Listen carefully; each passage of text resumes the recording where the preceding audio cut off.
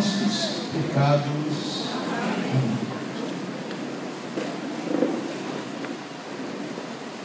Meus queridos irmãos, minhas queridas irmãs, nós estamos nesse tempo favorável da graça de Deus, que é o tempo do Natal. Hoje é Natal. Tanto o Natal quanto a Páscoa, a igreja celebra durante 8 dias. Tamanha a importância que essas solenidades têm para a nossa fé cristã, para a nossa fé católica. Durante 8 dias é Natal. Hoje é Natal. Olha para quem está do seu lado, dê um sorriso e diga Feliz Natal.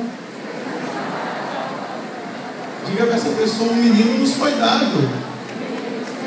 Ele nasceu para nos salvar. E dentro dessa oitava de Natal, meus irmãos, nós celebramos hoje a festa de São João Evangelista, o discípulo amado. E é interessante nós percebermos a dinâmica que a igreja tem dentro da realidade litúrgica, dentro da celebração da Eucaristia, como que a igreja coloca os sinais para que nós compreendamos o mistério. Ontem, no primeiro dia da oitava de Natal, nós celebramos o primeiro mártir, Santo Estevão.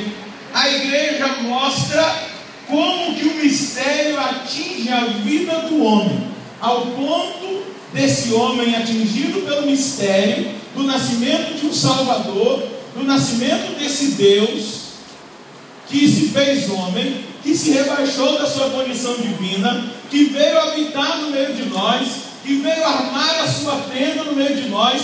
O quanto a presença desse Deus, quando o homem abre o coração para que ele entre, gera transformação, gera vida, não gera morte, gera esperança, gera coragem, gera determinação, gera muitas vezes a capacidade da pessoa que abriu o coração e experimentou de fazer uma opção radical e definitiva por Deus.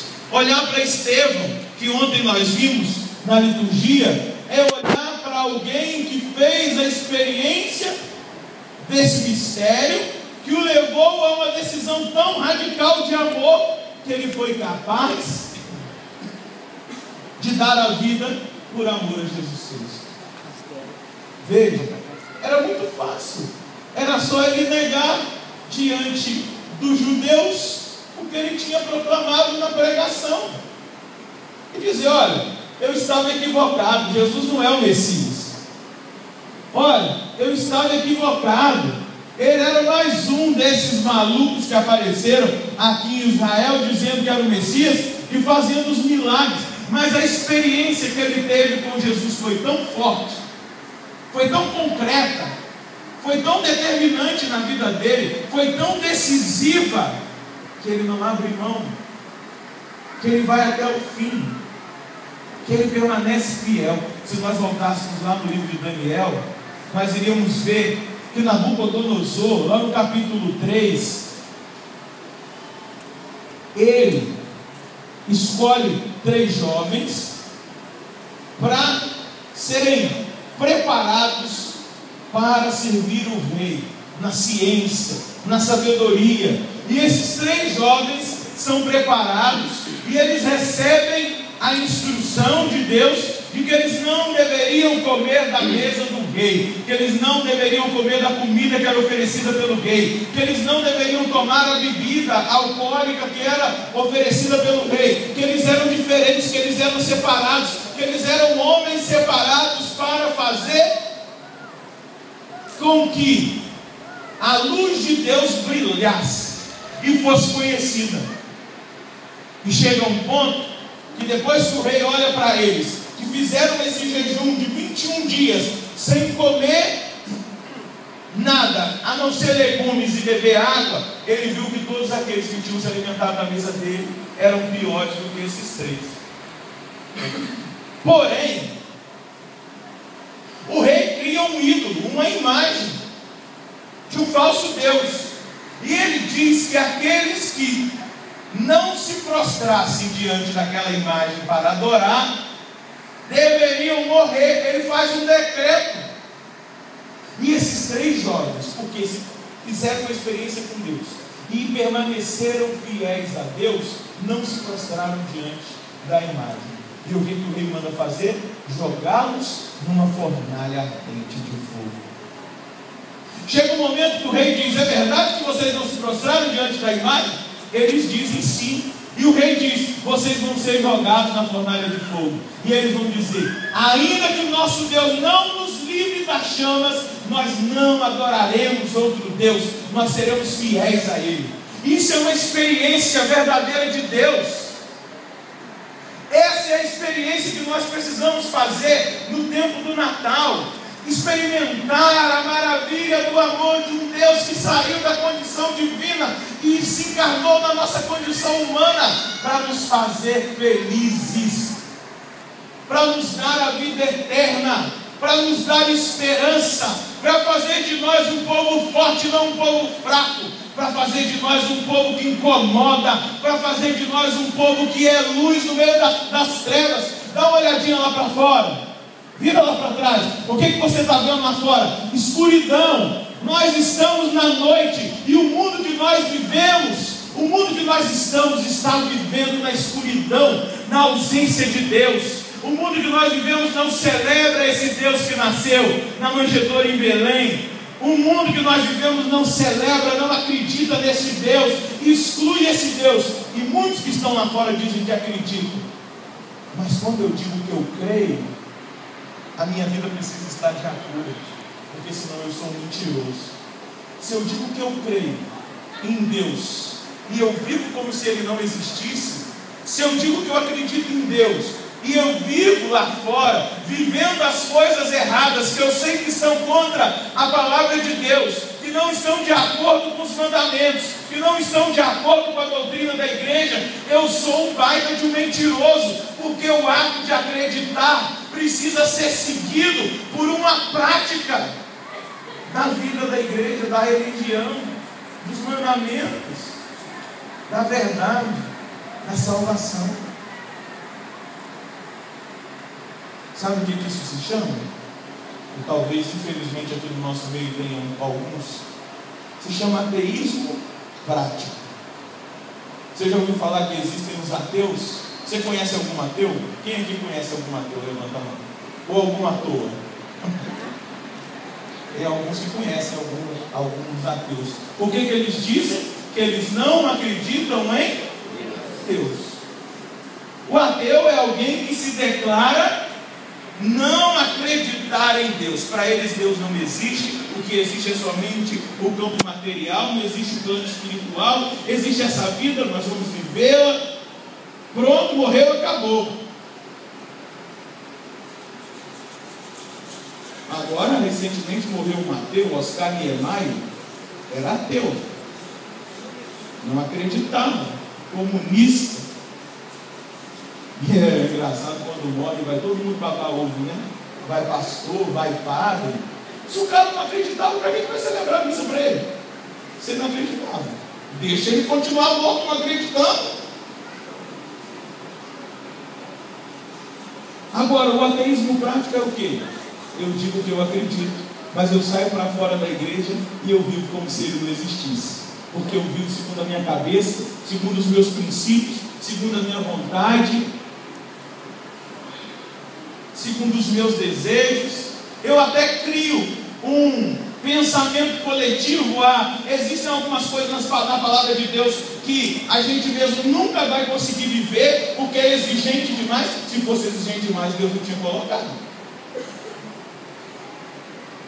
Se fosse exigente demais, Deus não tinha revelado. Porque a própria palavra vai dizer, o apóstolo Paulo vai dizer, Deus não nos dá provações que nós não sejamos capazes de suportar. Deus não nos dá direcionamentos que nós não somos capazes de viver. O que nós precisamos, desculpa dizer assim, é de vergonha na cara. O que nós precisamos é de vergonha na cara. Você viu que eu não disse que você precisa, eu disse nós, porque eu estou me incluindo. O que nós precisamos é de vergonha na cara. de compromisso. A gente faz compromisso com tanta coisa. Faz compromisso com o Corinthians, campeão mundial. Sai todo mundo para a rua para soltar foguete, para celebrar. Você faz compromisso de namoro, compra aliança de namoro, faz compromisso com o padrão, faz compromisso com não sei quem. Agora com Deus, Deus fica sempre de segundo plano na nossa vida. A gente faz, acontece, Ele fica sempre de escanteio, de segundo plano, de terceiro, às vezes, de quarto, de quinto, de décimo. Eu pergunto para você, nós estamos no Natal. Jesus nasceu no seu coração? Você abriu o seu coração ou aconteceu no seu coração, na sua casa, igual aconteceu em Belém? Maria e José, bateram na porta de muitos e de muitas em Belém. Ninguém tinha espaço para Jesus nascer. Ninguém. Ele passou em várias casas, hospedarias, não tinha vaga. Onde ele foi nascer? Num curral. Na verdade não é esse tipo de curral que a gente vê aqui, né? Tem lá aquela vaqueirinha, os boizinhos, não. Lá, o lugar onde os animais ficavam eram nas cavernas de pedra. Eram as cavernas, ali os animais ficavam, os pastores davam comida, davam bebida para os animais. Foi numa gruta que ele nasceu. Eu pergunto, será que ele nasceu no nosso coração verdadeiramente nesse Natal? Será que durante a noite de Natal, quando você estava na ceia, Maria e José bateram na porta da sua casa? Será que na noite de Natal, quando a gente estava lá comendo, bebendo, mas lembrando que era aniversário de Jesus? Porque nós vivemos num mundo tão distraído, tão disperso, a nossa vida é tão dispersa, a nossa vida é tão pautada pelas emoções desse mundo, pelas coisas desse mundo. Eu vivi uma experiência extraordinária nesse Natal. Eu fui para uma cidade do Paraná, no interior do Paraná, chamada Iretama, levar o meu afilhado que tinha feito uma cirurgia no joelho para a casa da mãe dele para ele se recuperar. E lá eu fiquei no Natal. Eu cheguei lá, surpreendentemente o padre me acolheu muito bem. Porque às vezes eu não sou muito bem acolhido, né? E o padre entregou a paróquia para mim. Eu fui o pároco da cidade durante os dias que eu fiquei lá. Ele falou: a paróquia é sua, você celebra, e para nós o maior presente de Natal é o Senhor estar aqui na nossa cidade. Uma cidade de 11 mil habitantes, bem pequenininha, igual Belém. Eu me senti em Belém. Estava numa casa simples, hospedado, numa casa de madeira. Eu me senti vivendo o Natal ali. E aí eu fui vendo o desejo que aquele povo daquela cidade tinha por Deus. Eu passei todos os dias que eu estava lá, não passeando, trabalhando. Eu fui visitar o doente no hospital, o doente só estava esperando o padre para morrer. Um homem fiel a Deus, 94 anos, doou a vida dele na igreja. Eu cheguei lá naquele hospital, ele em fase terminal, estava a família lá, eu cheguei, fiz oração para ele, rezei o Salmo 23, uma hora depois ele foi para o céu. Fui rezar por outras pessoas no hospital, visitei não sei quantas famílias, rezei por mais de 100 pessoas. Na madrugada do dia 24, do dia 25, depois que eu celebrei a missa, estava eu lá atendendo as pessoas que queriam receber Jesus. Que queriam que Jesus entrasse na casa delas, na vida delas. E quantas oportunidades nós temos para fazer essa experiência? Quantas vezes Jesus tem batido na porta da nossa casa, na porta do nosso coração? O Apocalipse vai dizer, o Apocalipse de São João: eis que estou à porta e bato. Se abrides, eu entrarei e cearei convosco. Diga para quem está do seu lado: Jesus quer entrar no seu coração. Jesus quer entrar na sua vida. Jesus quer entrar na sua casa. Jesus quer mudar a sua história. Jesus nasceu em Belém para mudar a história da humanidade perdida. Sabia? Por quê? O homem entregou na mão do diabo a autoridade. Adão e Eva entregaram na mão da serpente a autoridade que havia sido dada por Deus. Entregou na mão. E Deus, vou proclamar a palavra que eu mais gosto de proclamar. E quantas vezes eu já proclamei essa palavra aqui? E Deus amou tanto o mundo que enviou o seu Filho unigênito, para que todo aquele que nele crê não pereça, mas tenha a vida. Diga para quem está do seu lado: Deus te ama. Diga para quem está do outro lado: Deus te ama. Diga para ele: é por isso que nós estamos celebrando o Natal. O Natal é um grito de amor. Dá uma sacudida que eu estou vendo aí, turma. Sacode quem está do seu lado. Agora. Isso, rapaz, acorda. Lugar de dormir na cama, não é na missa. Dá uma sacudida quem está do seu lado e diga: Deus ama você. É por isso que ele nasceu em Belém. É por isso que hoje eu e você estamos celebrando o Natal.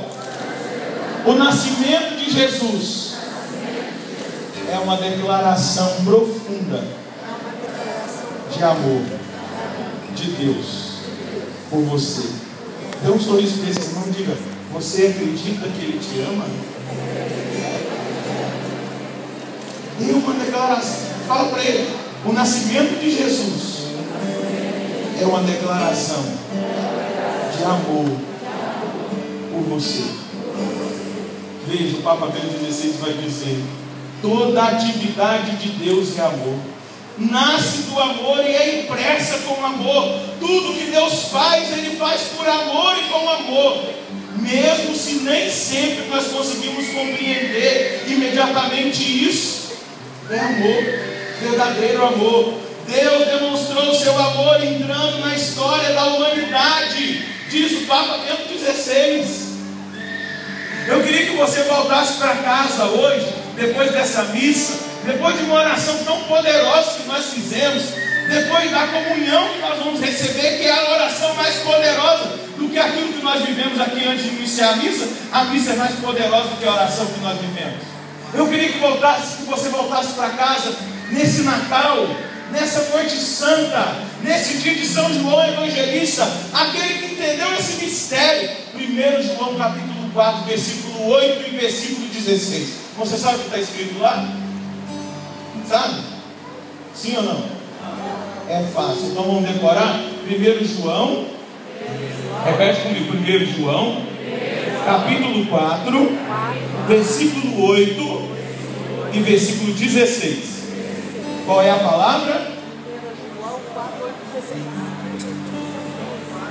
Ó vida, ó mundo. Qual é a palavra? 1 João, capítulo 4, versículo 8, versículo de... Vamos repetir mais uma vez? 1 João, capítulo 4, versículo 8.